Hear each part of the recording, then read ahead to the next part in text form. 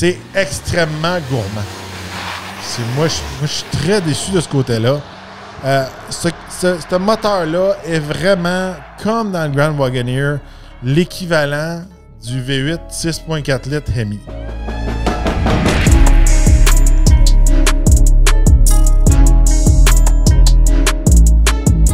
Bienvenue au Talk Podcast. Aujourd'hui, je parle de mon essai routier du Ram 1500 2025. Et oui, ça a pris du temps avant que je mette la main sur un 1500 avec le nouveau moteur Hurricane, le nouveau 6 cylindres en ligne. J'étais supposé avoir le Ram là, au mois de mai, si c'est pas au printemps. Ça a été long, ok? Je vais pas mettre la main sur ce véhicule-là. En fait, pour compter un petit peu le contexte en arrière de l'histoire, pourquoi ça m'a pris autant de temps à l'avoir, le camion a été brisé puis a été au body shop pendant longtemps. Puis, regardez, entre vous et moi, je ne sais pas comment ça fonctionne à l'interne chez Stellantis Canada, mais quand les ventes sont à la baisse, tout ça, c'est pas le temps d'avoir juste un camion pour une région complète du Canada, puis de le laisser au concessionnaire se faire réparer. À mon avis, il faudrait qu'ils en mettent plusieurs sur leur flotte de presse pour justement générer un petit peu de buzz pour l'intérêt pour les nouveaux modèles 2025. Avoir plusieurs modèles, dont modèle de base, modèle plus équipé, un modèle hors route comme le Rebelle, avoir un modèle RHO, ces choses-là.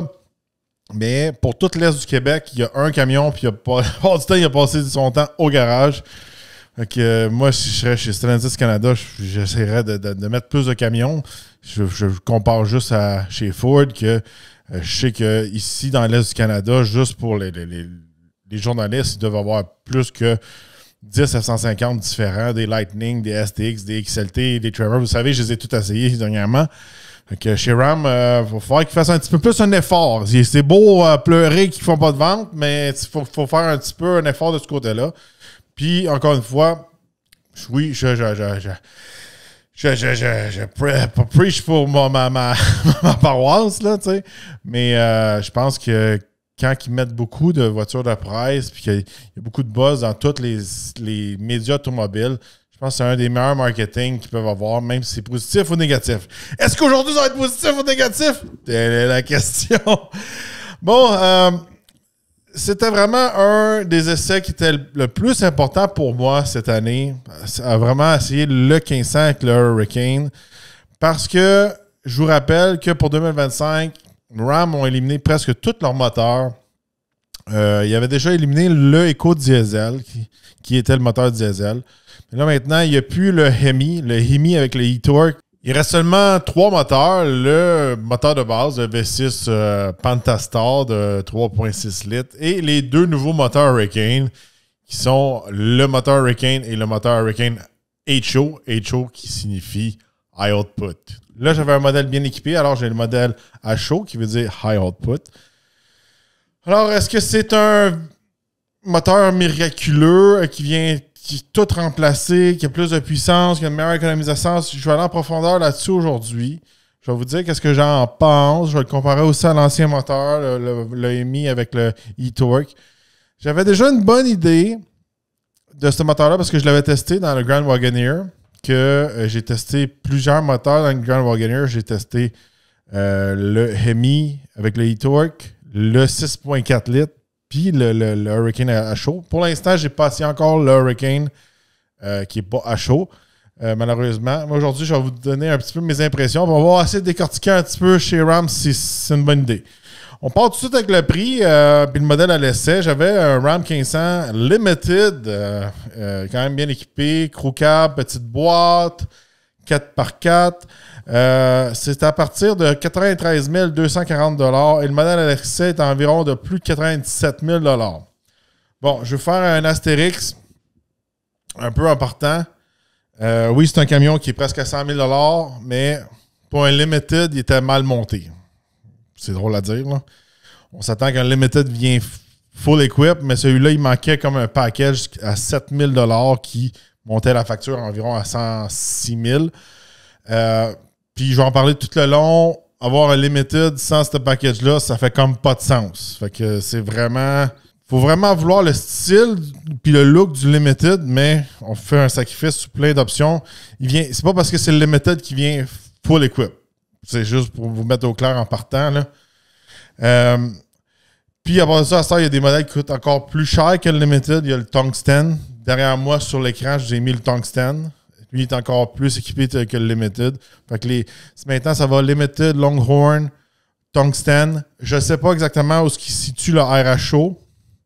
Aux États-Unis, le RHO coûte moins cher que le limited. Mais qu'est-ce que j'ai vu présentement au Canada, le RHO a l'air plus cher que le limited. Mais sur le site canadien, le RHO n'est pas encore disponible pour qu'on le construise. Mais aux États-Unis, on peut le construire sur le site Internet. J'y vais en promoteur aujourd'hui parce que, regardez, on est dans ma niche, on a un camion. C'est sûr et certain que je vais y aller avec beaucoup de détails, là. Fait qu'on regarde sur le capot. Sur le capot, on a le fameux moteur Hurricane HO. C'est un 600 lignes de 3 litres turbo. Jumelin de transition 8 vitesses. C'est bon pour une puissance de 540 chevaux et 521 livres-pieds de couple. Un moteur assez puissant. On parle tout de suite du moteur. C'est un des 6 cylindres les plus puissants que j'ai conduit de ma vie. Un moteur très fort. Beaucoup plus fort qu'un EcoBoost. Beaucoup plus fort qu'un moteur que j'ai essayé dans l'Infiniti qui sortait de la Q50, là, Red Sport. C'est un moteur que je pourrais vous dire on dirait que c'est similaire à ce qu'on retrouve peut-être chez BMW, mais version un peu plus rough, plus camion. On dirait que c'est un moteur qui semble être axé plus sur la performance que l'endurance et le côté robuste, à mon avis, à moi. C'est un moteur qui pousse beaucoup à bas régime. Mid-range, c'est là, d'après moi, qu'il a son peak torque. C'est sûr qu'à haut régime, il perd du power, mais beaucoup plus puissant que le V8 5.7 litres Hemi. Les performances sont similaires, je pourrais vous dire, peut-être au V8 6.4 litres Hemi, sans avoir le glorieux son du 6.4 litres. Je vous le dis, là, extrêmement silencieux le Hurricane. J'ai eu en ligne 3 moteurs vraiment similaires. J'ai eu le Tremor avec le V6 3.5 litres EcoBoost. J'ai eu l'Infiniti qui avait un V6 3.5 litres turbo. Puis là, j'ai eu le 3 litres. Puis je veux dire que même s'il y a 0.5 litres de moins, on dirait vraiment pas que... On dirait plus qu'on est comme presque dans un 4 litres, je pourrais vous dire, là. L'impression derrière le volant. C'est un moteur qui pousse fort, qu'on voit que ça prend du gaz, que les PSI roulent fort. Je me sens vraiment dans un moteur qui est construit pour la performance. Puis, je vous dirais que dans tous les moteurs Dodge, surtout dans des pick-up, là, il est pas mal numéro 2 côté performance. Le King reste toujours le Hellcat ou le Red Eye, là, on va dire la famille Hellcat, là, sans inclure toutes les Demons et toutes ces affaires-là. Fait que les Hellcat restent toujours numéro 1. Numéro 2 maintenant, c'est vraiment le Hurricane HO. Puis je mettrai en 3e position le V8 6.4 litres Hemi. C'est juste pour vous dire comment il est performant. Mais dans un camion, ça peut faire du sens, avoir beaucoup de pouvoir, tout ça. Mais quand le moteur est trop axé sur la performance, des fois, on va faire un certain sacrifice justement sur l'économie d'essence, sur la vie à long terme, tout ça. Je rappelle que, oui, des moteurs comme le 5.7 litres Hemi et le 6.4, ils ont une technologie archaïque qui est vraiment vieille. Mais en ayant une vieille technologie, des fois, on vient avec une certaine simplicité pour la réparer et aussi pour la fiabilité à long terme. Là, on tombe dans un moteur avec beaucoup de technologie dedans, beaucoup de boost, beaucoup d'injecteurs qui amènent beaucoup de fuel, beaucoup de trucs d'antipollution, beaucoup de trucs pour répondre aux normes. Je rappelle que chez Ram, on fait ça pour répondre aux normes, justement. C'est un moteur qui pollue moins parce que il va recirculer mieux un peu l'exhaust, tout ça, avec le système d'échappement, que c'est à cause de plus une dernière technologie, puis ils peuvent le tuner avec l'ordinateur. C'est plus facile de passer tous les tests d'émission puis répondre aux normes. c'est le pourquoi que les V8 sont plus là, en gros. Donc, si on passe au côté performance, 0 à 100, 0,60 000 à l'heure, 4,2 secondes. Avec le V8, c'était 5,9 secondes. Une très bonne amélioration. Je rappelle que le TRX, il le fait à peu près à 3,8. 3,8, par exemple, là, le TRX, il est sur des 35 pouces, il est plus large, il y a plus de quincaillerie, il est plus pesant, etc. Mais quand même, il se déplace. Côté tenue de route, tout ça, je rappelle que là, on est dans un mid-cycle refresh, je pourrais vous dire. Là. C'est pas un camion qui est tout nouveau, tout beau. Fait que côté tenue de route, tout ça, c'est similaire aux années passées. Ça ride bien un Ram. Ça a une bonne tenue de route. Côté confort, surtout si vous ne travaillez pas tellement avec votre camion, c'est pas mal un des meilleurs. C'est pour vraiment le côté du confort sur la route, prendre les bosses, le setup de la suspension, tout ça. C'est ça qui est un des meilleurs sur le chemin. Il est moins bouncy qu'un Ford, même plus confortable qu'un GM. Mais pour travailler, des fois, toute cette suspension-là qui est confortable va avoir certains sacrifices, c'est sûr et certain. Mais en gros, c'est un camion qui va très bien à conduire tous les jours. À l'intérieur, quand j'étais à l'intérieur, ça me faisait penser beaucoup à mon TRX. Puis, ça va bien, un Ram 1500. Là. On passe au design à l'extérieur. Regardez, pour 2025, on a changé un peu le devant. Ceux qui ne sont pas habitués, ils ne vont pas le remarquer. Ceux qui sont habitués avec les Rams vont le remarquer. La grille a un petit peu changé. Les lumières aussi. On a des lumières un petit peu plus modernes. Toute la calandre d'avant a changé, mais on reste vraiment fidèle à l'ancien design, juste updaté. Le reste du camion, le câble, la boîte, c'est presque la même chose. C'est juste les lumières en arrière qui ont changé. Ils sont comme rendus au LED puis un petit peu plus fancy. Mais le reste, c'est juste des updates un peu plus. Les roues ont changé. Rien de très drastique, mais c'est un beau design, je pourrais vous dire. Là, c'est sûr qu'on avait le modèle Limited. Il y a beaucoup de chrome là-dessus. Moi, je trouve que pour le prix, beaucoup de chrome, ça fait... Tu sais, je voudrais vous dire qu'en général, les gens, ils vont avoir de la misère à faire la différence entre un genre de Big Horn là, qui a beaucoup de chrome puis un Limited. Il y a une façon de le monter un petit peu mieux, le Limited, puis qui ressemble un petit peu plus au Tungsten. Là. Il y a des options qu'on peut avoir des packages noirs, on peut avoir aussi des options qu'on peut avoir les bumpers de la même couleur. Mais comme celui que j'avais, blanc, avec les bumpers chromés, il avait pas l'air d'un truck à 100 000 $. Bon, un petit détail à l'extérieur, j'ai remarqué qu'il y avait un des flashers, des clignotants de la lumière qui était sur le miroir qui prenait l'eau. Est-ce que c'est un problème de fabrication, un défaut de fabrication, ou c'est parce qu'il y a eu d'autres accidents avant que je l'ai eu? Ça peut être possible aussi. Là. Fait que, on va se dire, le camion a passé 2-3 mois au body shop. Fait que peut-être qu'il avait accroché le miroir puis c'est une réparation qu'il avait mal faite. Je ne sais pas. Mais en passant, on passe à l'intérieur, puis c'est ça que je veux parler, c'est que je trouve qu'à l'intérieur, c'est très similaire auparavant. Il n'y a pas beaucoup d'updates, surtout si on compare au 2024, parce qu'il avait déjà changé les modèles en 2023. Il y a eu un small refresh en 2023 pour changer vraiment un peu les cadrans devant nous, tout ça.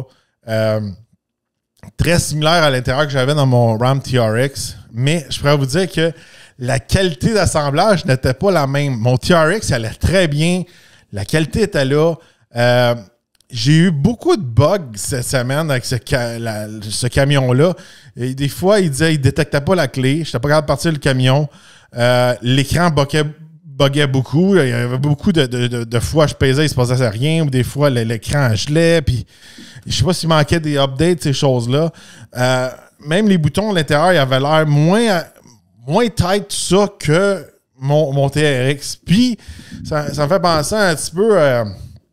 il y a une espèce de whistleblower, là, un lanceur d'alerte que je suis sur les réseaux. Puis, lui, il est vraiment hardcore Mopar. Là, puis, il disait que chez Stellantis, il y avait eu beaucoup de sabotage à l'usine pour baisser la qualité d'assemblage de ces camions-là. Il faisait exprès pour avoir des mauvais rapports pour justement justifier le déménagement de l'usine au Mexique. Est-ce que c'est vrai? C'est pas vrai? Là, on le sait, là, avec le changement politique, surtout sous le nouveau gouvernement qui rentre aux États-Unis, ils vont pas laisser cette usine-là aller au Mexique. Ça va aller mal pour Ram s'ils le font. Fait que ça vient changer un petit peu les plans. Je sais que le CEO, celui qui a démissionné, ça faisait partie de ses plans de déménager beaucoup d'usines dans des pays que les employés coûtaient moins cher. Même chose pour les ingénieurs, même chose pour les suppliers, tout ça.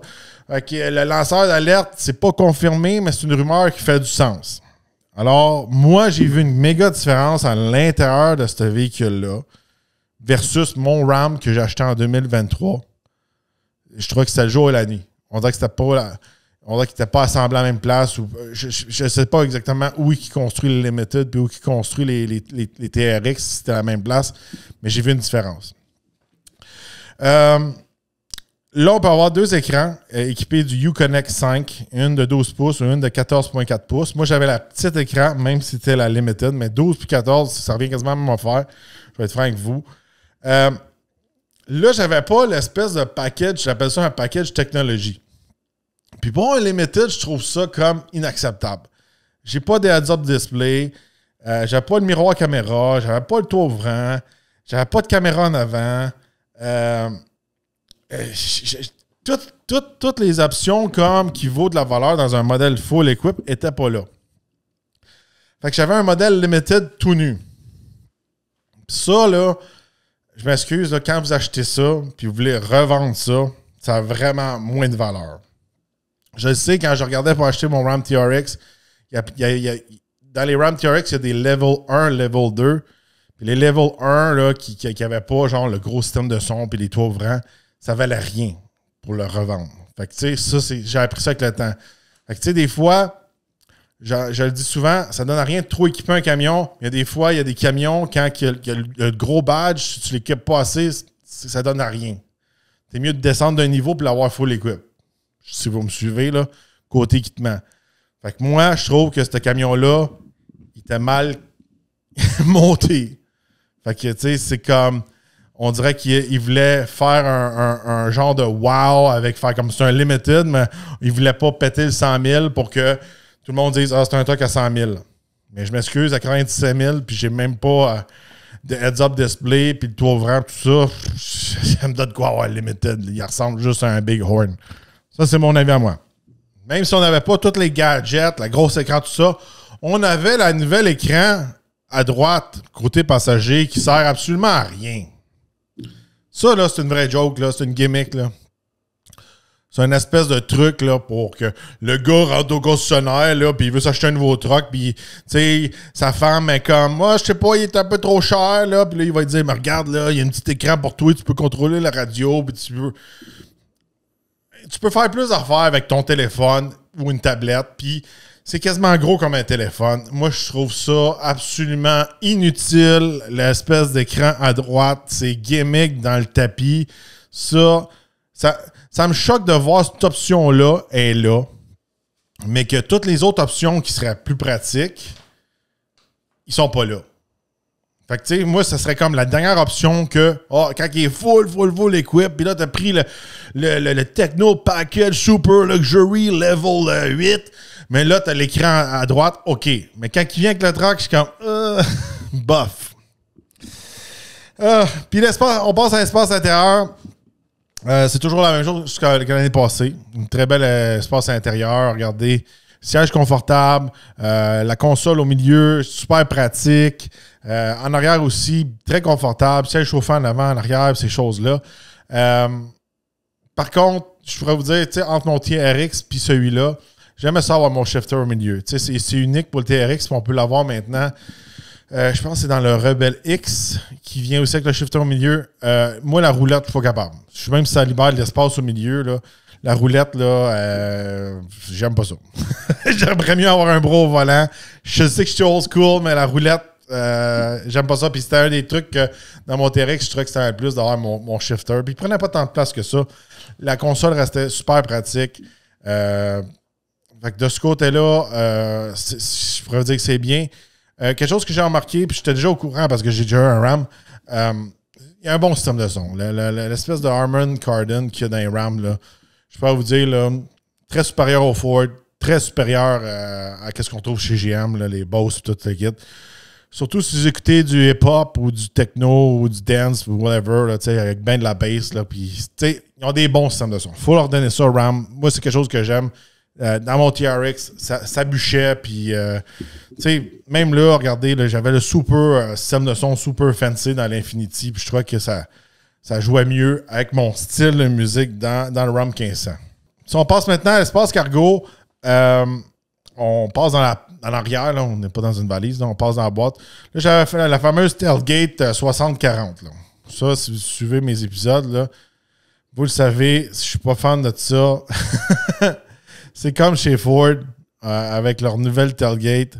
Là, au lieu d'avoir un gros Sing Ram ici, vous avez un petit Sing Ram. Ça enlève les grosses lettres Ram. Là, vous avez une ligne au milieu, puis ça ouvre en 60-40. Fait que si vous voulez avoir accès plus loin dans votre boîte, sans baisser votre tailgate, ça ouvre de côté, là. Je vais vous montrer. C'est pratique pour ça aussi quand vous êtes piné. Mais pour moi, c'est pas nécessaire. Je trouve que c'est une patente que, avec le temps, ça va faire un rattle, ça va accumuler la saleté, ça va être, si vous avez un accident, ça va coûter plus cher, etc., etc. La rouille peut se mettre là-dedans, et puis ça peut venir croche aussi. Combien de fois j'ai vu des tailgates qui étaient un peu comme flexés, etc., etc. Je suis difficile là-dessus, ces tailgates, mais j'ai passé tellement de temps dans les salons de l'auto, puis tellement de temps à répondre aux clients de camions. Pour eux autres, c'est important. Puis aux États-Unis, il y a beaucoup de gens qui se font voler leur tailgate. Fait que plus que la tailgate coûte cher, plus qu'ils en ont plein leur casse. Fait que tu sais, c'est en parlant avec les gens à long terme que j'ai vu que pour eux autres, la majorité des gens qui travaillent leur camion, plus tu mets de gogos dans leur tailgate, plus que c'est pas nécessaire. Ils n'aiment pas ça. Fait que, puis surtout quand il faut qu'ils remplacent puis qu'ils repeinturent, tout ça, ou ils se l'ont fait voler, ça devient un truc majeur. Mais si vous remorquez tout le temps avec votre camion, ça peut être quelque chose de pratique pour vous. Là, sur le fameux Limited que j'avais à l'essai, c'est pas clair, là, il faudrait que je fouille exactement comment ils montent leur camion. Mais qu'est-ce que j'ai compris, c'est que le Limited venait avec les Ram Box. Je ne sais pas si c'est obligé. Sur le site, je n'ai pas été capable de le construire sans les Ram Box.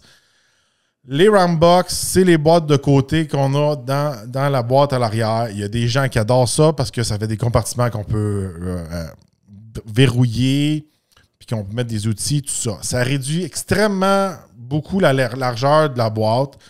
Moi, pour moi, qui a eu des pick-up, avoir plein de largeur dans ma boîte, c'est très important. Les Ram Box, pour moi, c'est quelque chose de pas nécessaire. Ça rajoute encore une ligne qui est pas belle sur le côté du pick-up. Puis, avec un tonneau cover, le tonneau cover, comme il vient tout petit, je trouve ça laid. Vous allez me dire, c'est pas important, c'est fait pour travailler, c'est fait pour être pratique. Moi, je trouve ça beau, une belle boîte qui est épurée. Pas 10 000 lignes, pas 10 000 gogos dedans. Puis, quand tu rentres une affaire qui est assez large, un sofa, peu importe, un 4 roues, n'importe quoi, là, avec les Ram Box, ça rentre pas. Fait que, tu sais, on vient vraiment enlever un côté pratique. Puis, tu sais, il y en a qui vont dire, ouais, mais moi, mes Ram Box, tu sais, t'aurais quasiment plus de place dans un Wagoneer, tu sais, d'avoir un camion qui est fermé, tant qu'à ça. En tout cas, ça, c'est choix personnel à tout le monde. J'avais le fameux marchepied en arrière à côté de l'exhaust. Ça aussi, c'est un truc pour si vous avez de la misère à monter dans la boîte.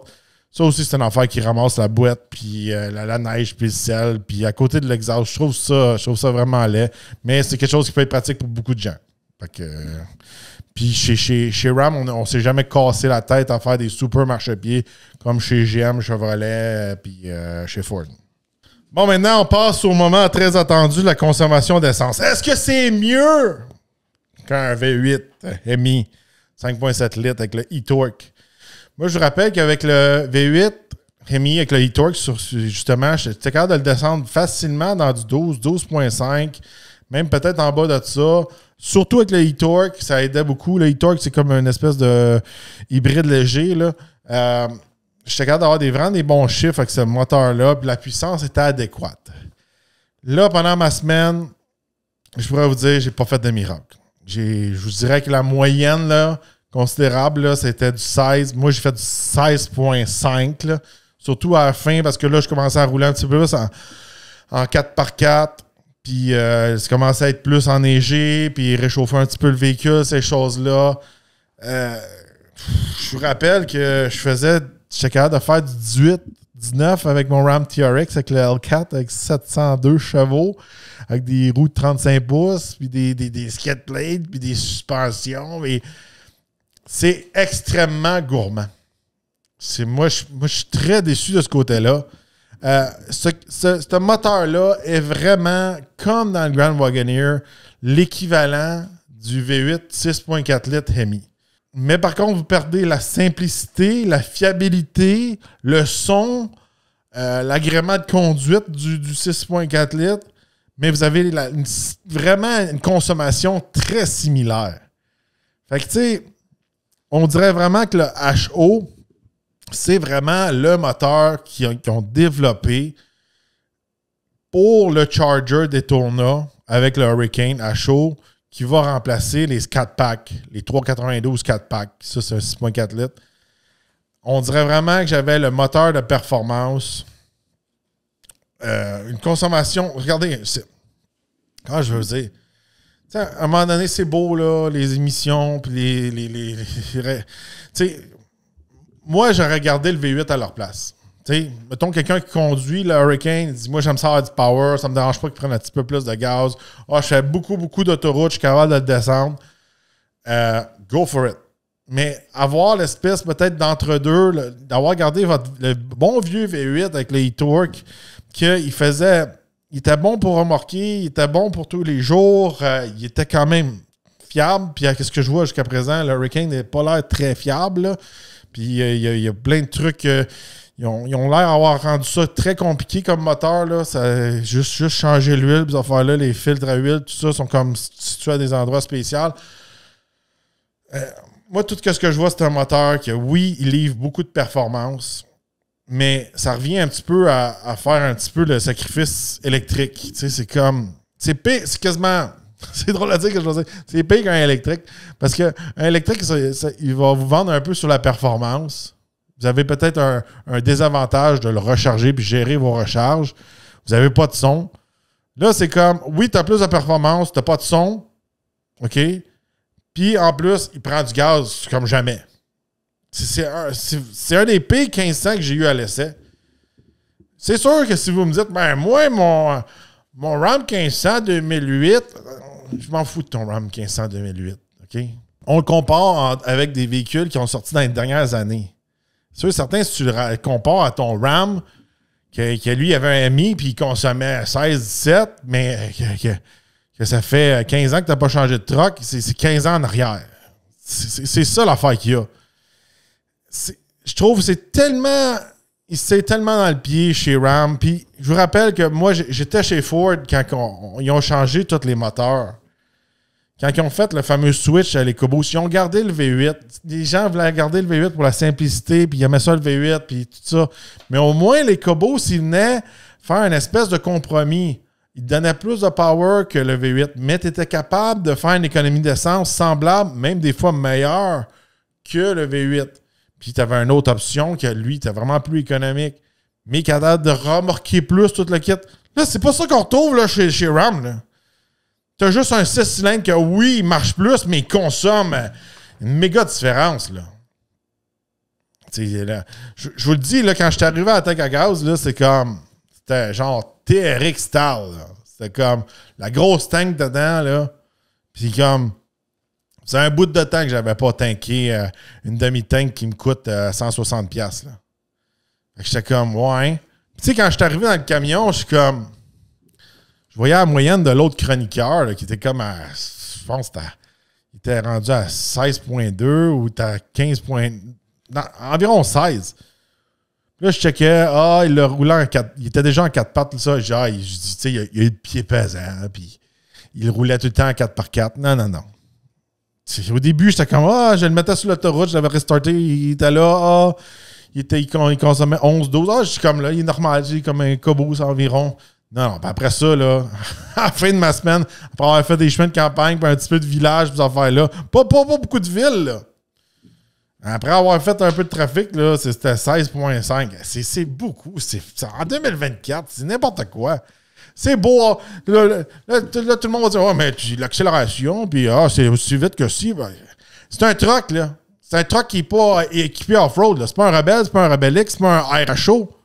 Je vous dis ma prédiction, là. L'RHO, là, surtout au Canada, là, pas aux États-Unis, là, c'est horrible. C'est quasiment rire du monde. Il coûte aussi cher que le TRX, puis je te vous garantis, quand je vais mettre la main dessus, il va consommer autant qu'un TRX. Puis tous ceux qui disent que le TRX, puis, ça consomme 25 puis 30 litres au 100, c'est parce qu'ils sont tout le temps en train de clencher avec le truck, ils sont tout le temps en train de vouloir entendre le son du supercharge, puis tout le temps l'essayer, puis faire d'affaires. Parce que là, moi, j'étais vraiment sur un limited, pas avec des grosses roues, rien de hors-route, j'avais pas des skid plates puis des 35 pouces, là. Fait que je ne sais pas que ça va avoir l'air, ce moteur HO-là, dans un package off-road ou dans un package style TRX Raptor. Fait que je regarde juste le Rebelle qui est en arrière de moi, ça doit être... Lui, il doit rouler dans 17, 18. C'est beaucoup, là. C'est énorme, là. Puis ça, c'est tout sur l'espèce de parasol, parapluie. Oh, on fait ça pour l'environnement. C'est-tu vraiment moins d'émissions, ce moteur-là, comparé de l'autre? Moi, je trouve que c'est juste des moteurs pour être capable de tricher les tests. Moi, je suis sûr qu'en bout de ligne, ça change absolument rien. En tout cas, d'accord. Puis, la cerise sur Sunday, le moteur Hurricane HO roule seulement sur du 91, alors du super à la pompe. Fait que ceux qui sont un petit peu allergiques là, de payer un petit peu plus cher pour du super, fait que si vous choisissez ce moteur-là, il faut s'attendre de mettre du super. Tout pareil comme le Hellcat dans le TRX. Fait que il roule juste au super. C'est pas genre on vous recommande du super. Lui, il a besoin du 91 minimum. Bon, côté remorquage, avec le moteur HO, on peut remorquer moins que le moteur qui n'est pas HO. On peut tirer seulement 10 770 livres. Avec le moteur qui n'est pas HO, qui ne vient pas avec le Limited, c'est 11 580 livres. C'est vraiment un pas à l'arrière pour Ram. Je ne sais pas s'ils vont améliorer leurs chiffres avec le futur, mais je rappelle que le EMI avec le e-Torque est capable de tirer jusqu'à 12 750 livres. Le vieux Eco Diesel, 12 560 livres. Là, on fait des sacrifices de presque 2000 livres faciles. Puis, côté économie d'essence, si je faisais du 16 à l'âge, ça doit être quoi quand on tire? Tu sais, je rappelle que le Mi avec le e-Torque, c'est un moteur qui est capable comme de dormir. Oui, il n'y a pas les performances du Hurricane, mais il est capable de, tu sais, maintenir un certain pace pour pas trop consommer. Même chose pour l'Eco-Diesel, qui devait être vraiment le champion quand on remorquait. Puis, je rappelle, l'Eco-Diesel, là, c'était un peu comme le Duramax qu'on trouve aussi chez GM. Là. On était capable de le descendre sous les 10 litres au 100 km facilement selon le packaging. Je trouve tellement que c'est un pas à l'arrière. Là, puis là, c'est forcer les clients à plus avoir d'options chez Ram. Je trouve ça inacceptable parce que là, on n'a plus le V8, on n'a plus les Ram classiques. On a juste ces camions-là que... On dirait que là, ils sont plus dans le marché parce qu'ils sont trop chers. Ils sont moins performants qu'avant. Oui, il y a juste la performance, mais on n'est pas là pour la performance. Si vous voulez de la performance, avant, il y avait le TRX. Avant, il y avait des modèles SRT10, cette affaire-là. On est là pour avoir un camion qui est bien balancé. J'apprécie la performance, tout ça, mais à un moment donné, à quel prix?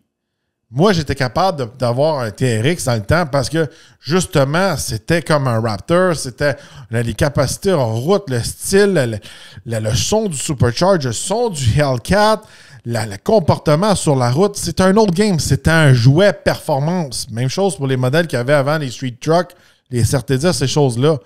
Là, on est dans un camion, il faut que ça fasse du sens. T'es-tu capable de tirer en masse? Tu tires-tu plus? Non. Est-ce que tu consommes moins? Non. La seule chose que tu as, c'est comme il est plus performant. Puis il est silencieux. C'est peut-être un avantage pour certaines personnes.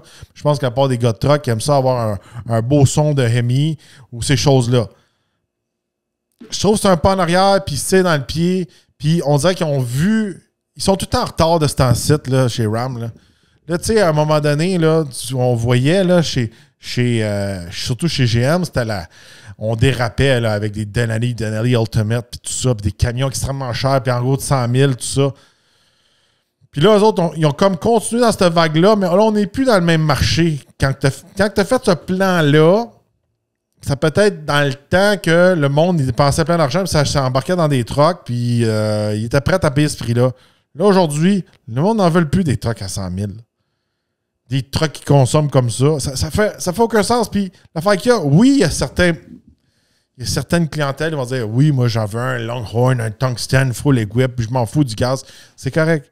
Mais la majorité des gens, je pourrais vous dire, tu sais, moi je suis un bon exemple, on va chez Ford, il y a beaucoup de gens qui vont choisir le 2,7 litres, le 5 litres ou le 3,5. Ils ont beaucoup d'options. Chez GM, beaucoup de gens vont choisir le diesel. Pourquoi? Ils ne consomment rien. Oui, c'est pas le plus performant, mais il n'est pas lent, il n'est pas vache. Pour travailler tous les jours, c'est idéal. Regardez, c'est beau la performance, là, mais si vous travaillez tous les jours avec votre véhicule, là, on a plein ton casque là, de faire du 16-17 litres au 100. Moi, j'ai des gens dans ma famille qui en ont des Duramax dans des Yukon puis des Tahoe. Puis ma soeur là, m'a écrit cette semaine, elle a fait beaucoup d'autoroute. Elle a descendu son Tahoe à 7 litres au 100. À un moment donné, ça fait un changement sur le portefeuille et sur le budget. Là. En tout cas, je continue dans les stats. Charge utile, 1370 livres. Je viens là-dessus, c'est comme... Moi, je pensais vraiment qu'on allait me retrouver dans un EcoBoost, là, mais plus puissant qu'un EcoBoost, qu'il allait faire une consommation normale, là, être capable d'être égal au MI, mais avec plus de power. C'est à ça que je m'attendais, puis c'est pas ça que j'ai eu. Et je sais qu'il n'y a pas de miracle à faire, mais à un moment donné, il faut évoluer. Puis on dirait qu'ils ont tellement cogné fort sur tous les manufacturiers là, pour les restrictions, les émissions. Ils ont arrêté d'investir vraiment dans des bons moteurs à essence. Puis là, ils se sont concentrés juste sur l'électrique. Là, personne ne veut l'électrique. Là, ils ne savent plus quoi faire. Il y avait déjà des bons moteurs. Il y avait juste à les peaufiner.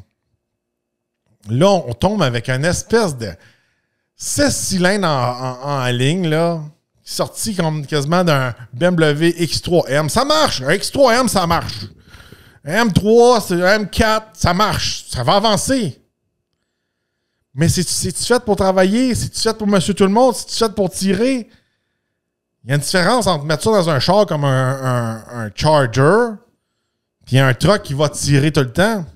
Tu sais, le moteur, c'est quoi sa durée de vie à comparer d'un MI?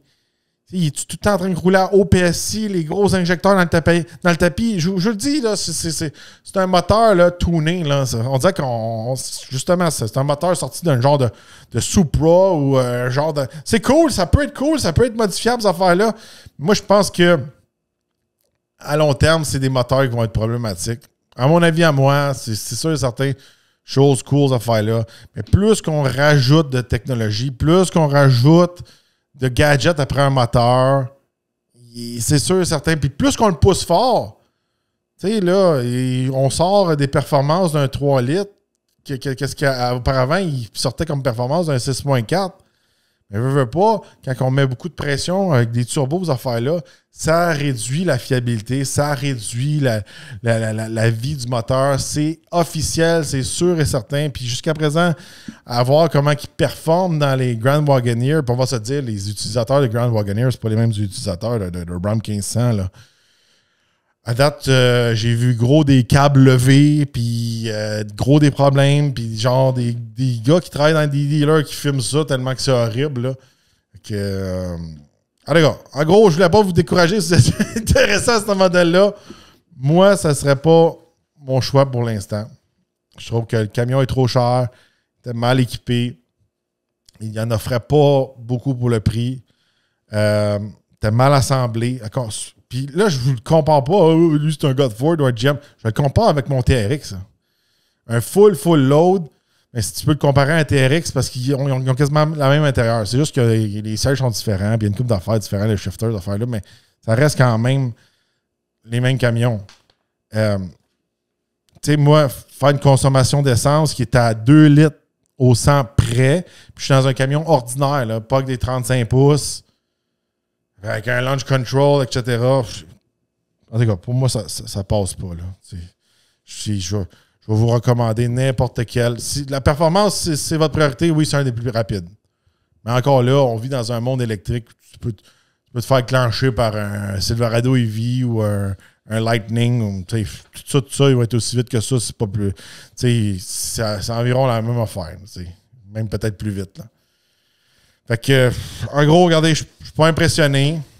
J'ai hâte de voir ce que ça va donner dans un Rebel X, RHO, ces choses-là. Mais je pense vraiment que chez Stellantis, il va falloir qu'il fasse son devoir puis qu'il parle avec des gens qui vivent en Amérique du Nord puis qui n'est pas en Italie ou en France ou peu importe. Ils sont dans un monde de pick-up. Puis s'ils veulent continuer à vendre des pick-up, il va falloir qu'ils s'adaptent au marché puis qu'est-ce que le monde veut. Mais pour l'instant, je trouve que ça, c'est un petit peu rire du monde pour essayer de satisfaire des plans environnementaux. Alors, dites-moi dans les commentaires qu'est-ce que vous en pensez du Ram 15.5 Hurricane. Pour vous, est-ce que c'est un moteur miracle? Dites-le moi dans les commentaires. Si vous aimez mon contenu et mon franc-parler, allez m'encourager dans la section VIP. On sort une vidéo presque toutes les semaines. Sujet un petit peu tabou, behind the scene dans l'automobile. Ça nous encourage ici, surtout qu'on vous bombarde pas de publicité. Ça vaut la peine d'aller nous encourager. Les liens sont dans la description, autant pour YouTube que Spotify. C'est très apprécié. N'oubliez pas de liker, partager. On se revoit dans un prochain podcast.